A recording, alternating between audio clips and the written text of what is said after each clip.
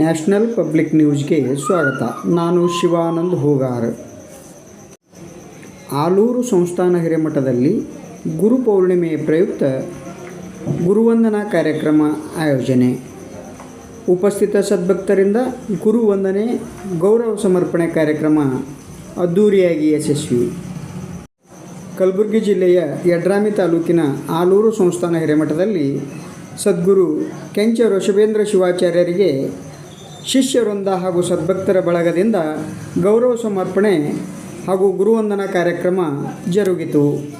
ಇವತ್ತು ಗುರು ಪೂರ್ಣಿಮೆ. ಗುರು ತನ್ನ ಸ್ವಸ್ಥಾನದಲ್ಲಿ ಪೂರ್ಣನಾಗಿರ್ತಾನೆ.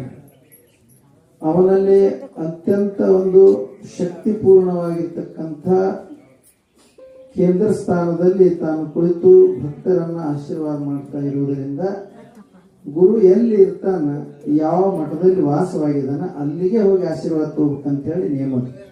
ಗುರುಗಳೇ ಮನಿ ಕರ್ಸ್ಬೇಕನ್ನೋ ನಿಯಮ ಅಲ್ಲ ಇದು. ಗುರು ಇರತಕ್ಕಂಥ ಜಾಗಕ್ಕೆ ಹೋಗಿ ಆಶೀರ್ವಾದ ತಗೊಳ್ತಕ್ಕಂಥ ನಿಯಮ.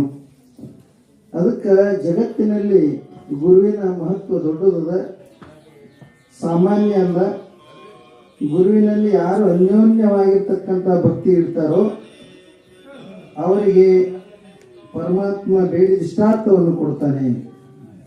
ಅದಕ್ಕೆ ಹರ ಮುನಿದರೆ ಗುರು ಕಾಯುವ, ಗುರು ಮುನಿದರೆ ಹರ ಕಾಯಲಾರ ಅಂತ ಹೇಳ್ತಾನೆ.